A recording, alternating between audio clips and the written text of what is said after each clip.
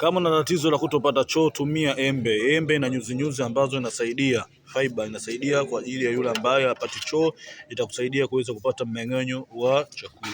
Tumia embe, tumia embe. Embe inasaidia kwa yule ambaye ana tatizo la kutopata choo.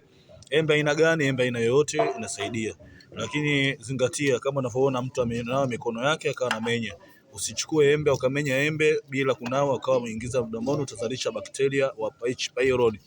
Bakteria wa H pylori inapatikana kwa yule ambaye anakula pasi na kunawa mikono, au ukawa mtu ambaye ana H pylori akashika kitu akakupa na wewe ukala pasi na kunawa. Hayo utapata vidonda vya tumbo, au H pylori itakusumbua kwa kuharibu lea ya tumbo yako na kisha kupata vidonda vya tumbo. Tumia embe, ina faida kubwa sana. Kuna wengine wanatumia mpaka maganda, ukiosha natumia maganda na kula safi, unapata vitamin C pia.